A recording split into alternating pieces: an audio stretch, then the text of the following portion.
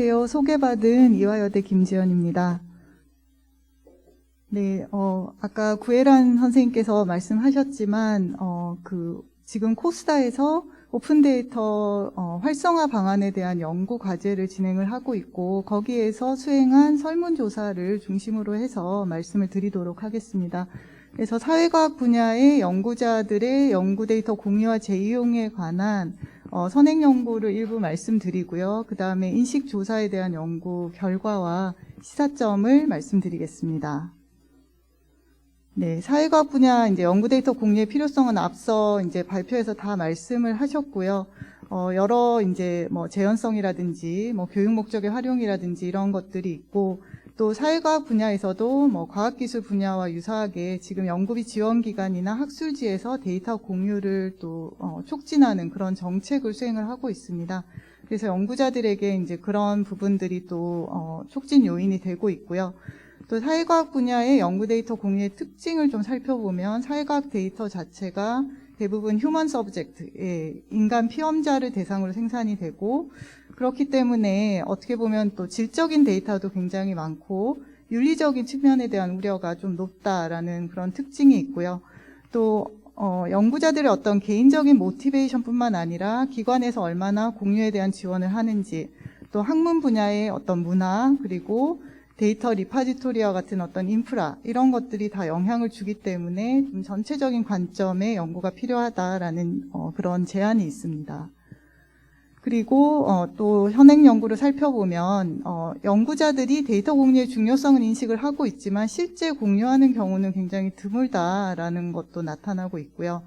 또 사회과학자들이기 때문에 사실은 법적 윤리적인 측면에 대한 인식이 굉장히 높은데, 이에 관련된 어떤 교육이나 인프라 지원은 좀 취약한 측면이 있고, 또 데이터가 잘못 활용되면 어떡하나에 대한 또 우려도 굉장히 높은 것으로 나타나고 있습니다. 연구자들의 어떤 데이터 공유의 태도에 영향을 주는 요인에 대한 연구도 이제 존재를 하는데요. 이것이 실제 학문적인 경력이나 연구 활동에 얼마나 도움이 되는지, 혹은 위험 요인으로 작용하는지, 공유에 얼마나 노력이 드는지, 이런 것들이 이제 긍정 혹은 부정에 영향을 주고요. 또 학문 분야에서의 어떤 공유 문화도 상당히 영향을 많이 주고 있습니다. 그래서 앞서 선생님들 계속 말씀하셨지만 어떤 학문적인 경력에 도움이 되는 그런 공유의 촉진 방안이나 공유에 드는 노력을 좀 감소할 수 있는 그런 방안에 대한 논의가 좀 필요하고요.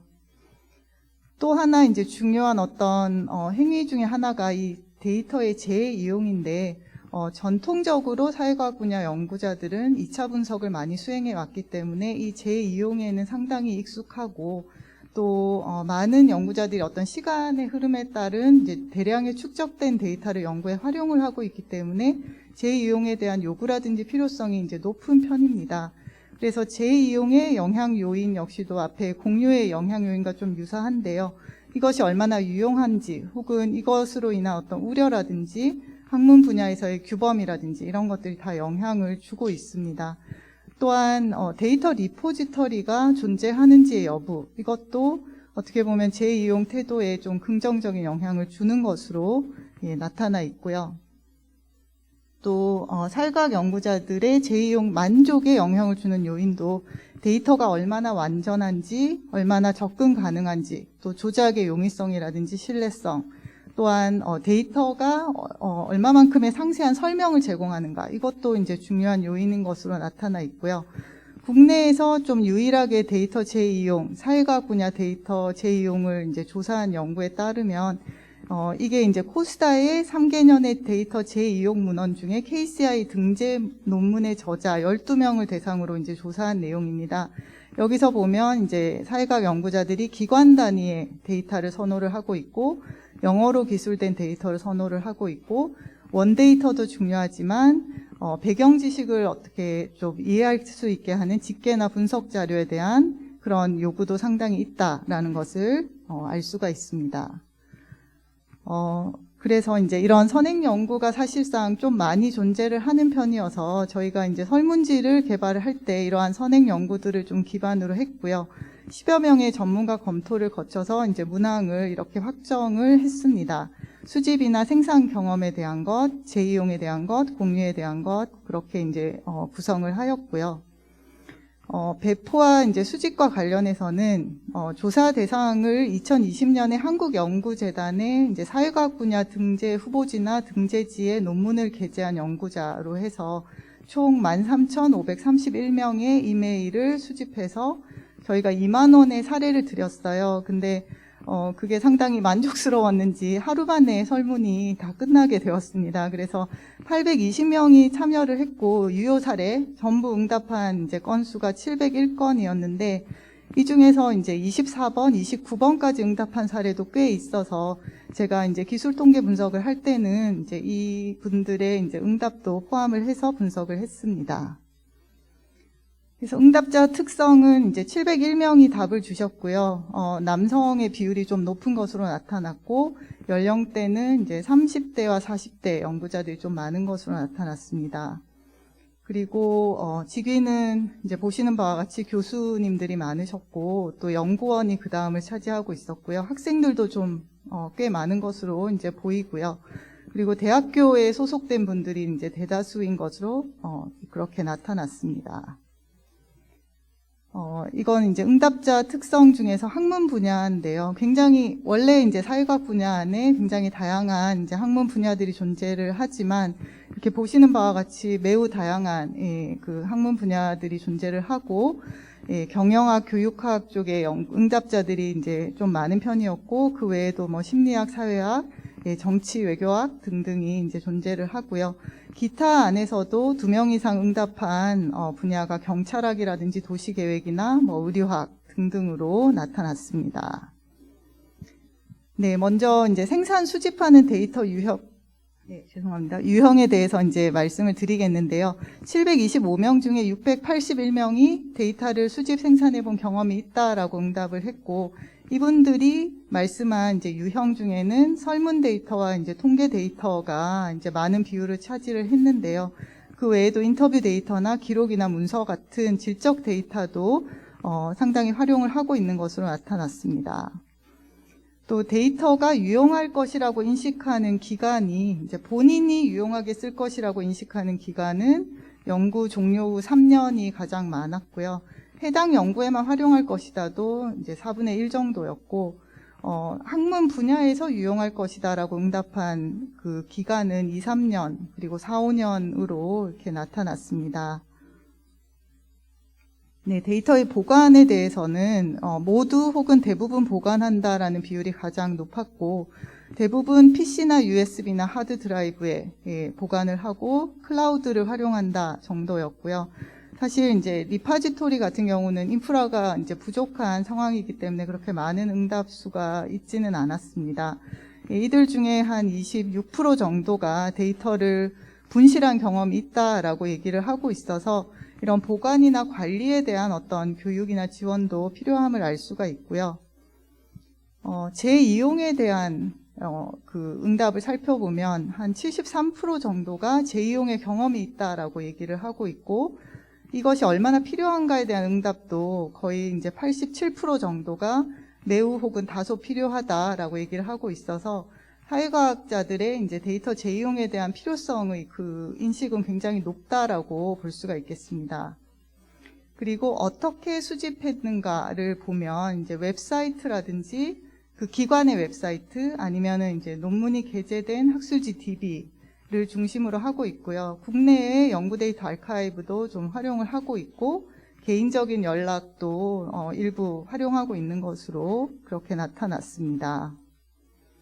네, 재이용에 대한 인식을 좀 살펴보면 가장 이렇게 동의하는 바가 높았던 그 의견이 효율성에 대한 것이에요. 내 연구에 드는 시간, 비용, 노력을 절감할 수 있기 때문에 재이용을 하고 싶다라는 게 이제 가장 높은 인식을 보였고, 그 다음이 상세한 정보가 제공된다면, 그래서 데이터에 대한 어떤 상세한 기술에 대한 요구가 높다라는 걸 알 수 있고, 그 다음이 이제 접근성에 대한 것이었고요. 또 재이용을 통해서 품질을 향상시킬 수 있다라는 인식도 상당히 높은 것으로 나타났습니다. 예, 그에 비해서 이제 공유의 경험을 좀 살펴보면 353명이 데이터의 일부나 전부를 공유한 경험이 있다라고 이제 응답을 하고 있고요. 대다수가 몇 개만 공유했다라고 이제 응답을 하고 있습니다. 그런데 이제 이 허용 범위를 가만히 보시면 이제 저희가 얘기하는 그런 오픈 데이터, 외부 연구자들에게 이제 공개하는 그렇게 응답한 분들이 이제 한 75명, 65명으로 해서 한 140명 정도였고요. 전체 응답수로 봤을 때는 20% 미만이 사실상 오픈 데이터를 수행을 하고 있다라고 볼 수가 있고, 그 외에 공유하고 있다라고 말씀은 하셨지만 이분들은 연구팀 내에서 공유를 하는 것이기 때문에 사실상의 오픈 데이터라고 보기는 좀 어려운 그런 측면이 있습니다. 네, 데이터를 이제 제공하는 경로는 이제 개인적인 연락이 가장 많았고요. 아니면 이제 논문 게재를 하면서 학술지 DB를 통해서 한다라는 응답이 이제 그 다음이었고, 역시 웹사이트나 리포지터리나 뭔가 다른 시스템을 통해서 하는 그런 비율은 좀 적은 것으로 나타났습니다. 네, 이분들 그 데이터를 공유를 하고 있다라고 응답하신 분들에게 이제 데이터 공유의 가치를 이제 물어보았을 때, 내 시간과 노력을 고려할 때 이제 공유가 가치가 있다라는 응답이 사실 가장 높았고요. 그 외에 유익하다든지 관심이 있다든지 이쪽에 대한 비율은 그것보다는 좀 낮은 것으로 나타났습니다. 공유를 주저하는 이유 중에 가장 높은 비율을 차지하는 것은 민감 정보가 포함될 수도 있다라는 우려였고요. 저작권이나 소유권에 대한 우려도 컸고, 보상이나 인정이 없다라는 것, 시간과 노력이 많이 들고 적합한 플랫폼을 찾을 수 없다, 이런 것들을 이제 좀 주저하는 이유였고요. 기타에 해당하는 응답 안에서 좀 많은 수가 데이터가 잘못 이용될까봐 걱정이 된다라는 그런 응답이 좀 많았습니다. 그 외에도 이제 연구비 지원 기관이 허용하지 않는다, 연구 목적으로만 사용하기로 했기 때문에 공유할 수 없다, 또 참여자들의 동의를 얻어야 되는데 얻지 못했다, 공유할 권한이 없는 것 같다 등의 이유가 있었고요. 본인의 데이터 활용에 필요하기 때문에 활용 가능성이 낮을 것 같아서 등등의 이유가 있었습니다. 그리고 이렇게 이제 데이터를 이제 공유를 한다라고 했을 때 그 공유하기 전에 내가 독점적으로 이용할 수 있는 기간이 어느 정도일 것 같으냐라는 질문에 대해서는 2, 3년이 가장 많았고요. 4, 5년도 꽤 됐었고, 1년, 그래서 대부분 1년에서 5년 사이였기 때문에 아까 신은정 박사님 말씀하신 것처럼 보통 6개월에서 한 5년 정도의 엠바고를 둔다라는 것과 좀 일치하는 그런 측면이 있습니다. 사회과학 분야, 이제 이 응답자들이 속한 학문 분야에서 데이터 공유의 현황이 어떠한가라고 했을 때 보시는 바와 같이 대부분 어떤 이 공유가 제대로 이루어지지 못한 그런 상황인 것을 알 수가 있습니다. 평균적으로 봤을 때 이제 5점 만점에 2점대의 점수를 보이고 있는데요. 그나마 재정지원기관이 요구를 한다, 아니면 학술지 발행기관이 요구한다가 조금 높은 편이었고, 공유할 수 있는 리파지토리라든지 표준 지침이라든지 주변 연구자들이 공유하고 있다 등등에 대한 그 동의율은 상당히 낮은 것으로 나타났습니다. 소속기관의 관리 체계도 마찬가지인데요. 대부분 이제 장기간 혹은 단기간의 지원 비용이나 시스템에 대한 그 제공 유무에 있어서 거의 제공되지 않는다 혹은 잘 모르겠다에 대한 인식이 높았고요. 관리 지원이라든지 그 경험에 대한 것도 이제 보시는 바와 같이 거의 지원되지 않는다 혹은 잘 모르겠다가 대다수였는데, 그나마 이제 메타데이터 작성 지원에 대한 응답률이 좀 높았고요. 인용 방법에 대한 교육의 응답률은 상당히, 동의율은 상당히 낮은 것으로 나타났습니다. 마지막으로 이제 데이터 공유의 장점이나 한계, 촉진 요인에 대한 이제 인식인데요.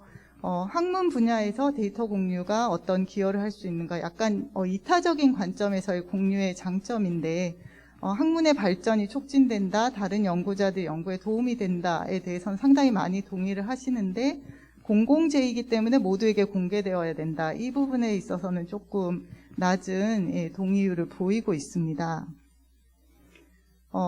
두 번째, 이 슬라이드에서는 이제 연구에 얼마나 도움이 되는가인데요. 가장 많이 동의하시는 바는 이제 연구 협력의 가능성을 높여준다였고요. 그렇지만 이제 나머지 어떤 학문적으로 인정받을 수 있다던가 이제 품질을 높여준다던가 이런 부분에 대한 동의율은 상대적으로 좀 낮은 것으로 나타났습니다. 예, 한계에 있어서는 이제 오용에 대한 잘못 이용될까봐 걱정된다에 대한 우려가 가장 높았는데요. 그래도 이제 여기에 나온 어떤 통제 권한의 상실이나 출판 기회를 잃는다거나 이런 부분에 대한 우려는 그렇게 아주 크게 높은 것은 아닌 것으로 보입니다. 네, 마지막으로 이제 촉진 요인과 관련해서 가장 이제 연구자들이 이제 연구 데이터 공유의 촉진을 위해서 우선순위가 가장 높은 게 무엇인가라고 했을 때 인용에 대한 요구가 가장 높았고요. 그 다음에 공개적인 감사와 인정, 그 다음에 공저자 자격으로 참여하는 것에 대한 거기에 대해서도 나름 세 번째로 이제 높은 동의율을 이제 보이는 것으로 나타났습니다. 대신에 이제 금전적인 보상을 제공하는 것에 대해서는 좀 약간 부정적인 인식이 있었고요. 네, 그래서 이제 이 결과들을 봤을 때 실제 오픈 데이터를 실행하고 있는 연구자들의 비율은 사회과학 분야 이제 연구자들, 응답자들 봤을 때는 좀 낮은 수준 20% 미만이었고요. 그 요인은 아무래도 학문 분야에서 공유에 대한 규범이 좀 미약하다는 것, 그다음에 선행 연구에서도 나왔지만 법적 윤리적인 측면에 대한 우려도 높고 데이터 오용에 대한 우려도 높고 또 소속기관에서 어떤 지원 체계도 부족한 이제 전반적으로 좀 지원이 미약한 그런 상태임을 알 수가 있습니다. 그래서 이런 공유나 관리에 대한 인식이라든지 이런 것들 좀 높여줄 수 있는 그런 지원 체계가 이제 필요하다라는 걸 알 수가 있고요. 인용에 대한 요구가 높기 때문에 제대로 된 인용, 여기에 대한 어떤 교육의 강화가 필요할 것이라고 보고 있고 또 법적 윤리적인 측면에 대한 그런 우려를 좀 완화할 수 있는 교육 내용도 필요할 것이라고 생각을 합니다. 또 보관에 있어서도 생산 수집, 분석 단계에서 이제 좀 관리에 대한 교육도 필요할 것이라고 보이고 공유를 지원해 줄 수 있는 여러 시스템적인 지원도 필요할 것이라고 생각을 합니다. 또 실제적으로 연구자들의 학문적 경력이나 연구에 도움이 될 수 있는 그런 인센티브를 논의하는 것도 필요해 보이고요. 재이용에 대한 요구는 보시는 바와 같이 굉장히 높았고요. 이런 것들을 이제 지원해 줄 수 있는 코스다와 같은 데이터 리파지토리 서비스 강화가 필요할 것이라는 생각이 들고 데이터에 대한 좀 더 상세한 설명 그리고 접근성을 강화할 필요가 있는데 부득이 접근 제한이 필요한 데이터에 대해서는 그 이유에 대해서 좀 명확히 설명해 주는 것도 필요하다고 생각을 합니다. 이상으로 발표를 마치겠습니다. 감사합니다.